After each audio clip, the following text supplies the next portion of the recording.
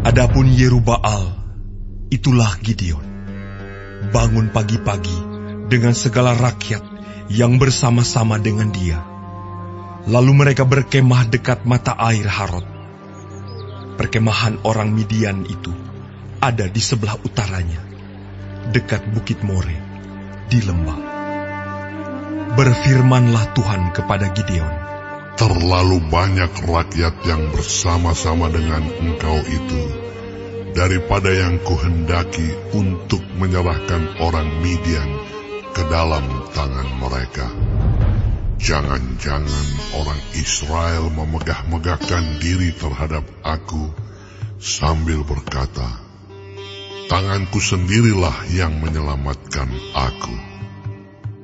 Maka sekarang, serukanlah kepada rakyat itu demikian. Siapa yang takut dan gentar, biarlah ia pulang, enyah dari pegunungan Gilead. Lalu pulanglah 20.000 orang dari rakyat itu, dan tinggallah 10.000 orang. Tetapi Tuhan berfirman kepada Gideon, masih terlalu banyak rakyat. Suruhlah mereka turun minum air, maka aku akan menyaring mereka bagimu di sana. Siapa yang kufirmankan kepadamu, inilah orang yang akan pergi bersama-sama dengan engkau. Dialah yang akan pergi bersama-sama dengan engkau. Tetapi barang siapa yang kufirmankan kepadamu, inilah orang yang tidak akan pergi bersama-sama dengan engkau. Dialah yang tidak akan pergi. Lalu Gideon menyuruh rakyat itu turun minum air, dan berfirmanlah Tuhan kepadanya, barang siapa yang menghirup air dengan lidahnya seperti anjing menjilat, haruslah kau kumpulkan tersendiri. Demikian juga semua orang yang berlutut untuk minum. Jumlah orang yang menghirup dengan membawa tangannya ke mulutnya ada 300 orang. Tetapi yang lain dari rakyat itu, semuanya berlutut minum air. Lalu berfirmanlah Tuhan kepada Gideon, dengan ke-300 orang yang menghirup itu, akan kuselamatkan kamu. Aku akan menyerahkan orang Midian ke dalam tanganmu. Tetapi yang lain dari rakyat itu, semuanya boleh pergi, masing-masing ke tempat kediamannya. Dari rakyat itu, mereka mengambil bekal dan sangkakala.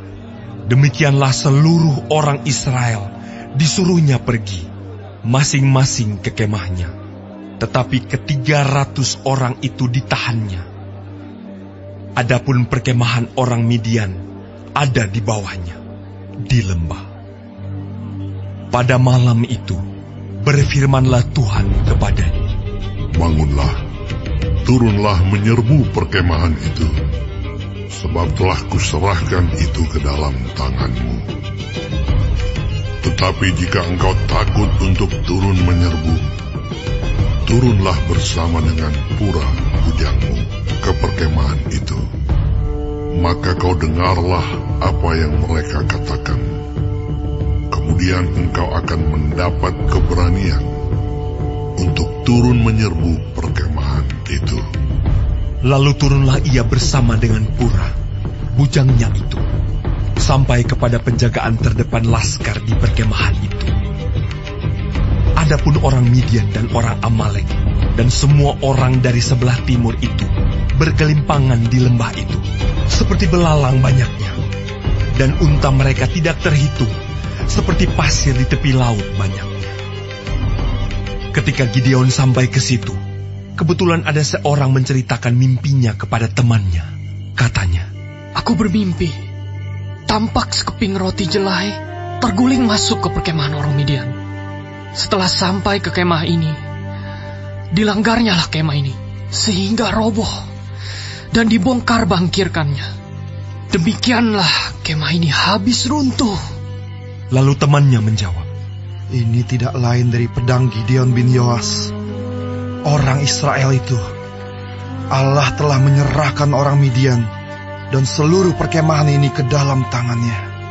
Segera sesudah Gideon mendengar mimpi itu, diceritakan dengan maknanya, sujudlah ia menyembah. Kemudian pulanglah ia ke perkemahan orang Israel, lalu berkata, bangunlah, sebab Tuhan telah menyerahkan perkemahan orang Midian ke dalam tanganmu. Sesudah itu dibaginyalah ke 300 orang itu dalam 3 pasukan, dan ke tangan mereka semuanya diberikannya sangkakala dan buyung kosong dengan suluh di dalam buyung itu. Dan berkatalah ia kepada mereka, perhatikanlah aku, dan lakukanlah seperti yang kulakukan. Maka apabila aku sampai ke ujung perkemahan itu, haruslah kamu lakukan seperti yang kulakukan. Apabila aku dan semua orang yang bersama dengan aku meniup sangkakala, maka haruslah kamu juga meniup sangkakala sekeliling seluruh perkemahan itu, dan berseru, demi Tuhan dan demi Gideon. Lalu Gideon dan ke-100 orang yang bersama-sama dengan dia sampai ke ujung perkemahan itu pada waktu permulaan giliran jaga tengah malam, ketika penjaga-penjaga baru saja ditempatkan. Lalu mereka meniup sangkakala sambil memecahkan buyung yang di tangan mereka. Demikianlah ketiga pasukan itu bersama-sama meniup sangkakala dan memecahkan buyung dengan memegang obor di tangan kirinya dan sangkakala di tangan kanannya untuk ditiup, serta berseru, pedang demi Tuhan dan demi Gideon. Sementara itu, tinggallah mereka berdiri, masing-masing di tempat, sekeliling perkemahan itu. Tetapi seluruh tentara musuh menjadi kacau balau, berteriak-teriak dan melarikan diri. Sedang ke-300 orang itu meniup sangkakala, maka di perkemahan itu Tuhan membuat pedang yang seorang diarahkan kepada yang lain. Lalu larilah tentara itu sampai ke Betsita, ke arah Serera, sampai ke pinggir Abel Mehola, dekat Tabat. Kemudian dikerahkanlah orang-orang Israel dari suku Naftali, dan dari suku Asyer, dan dari segenap suku Manasye. Lalu mereka mengejar orang Midian itu.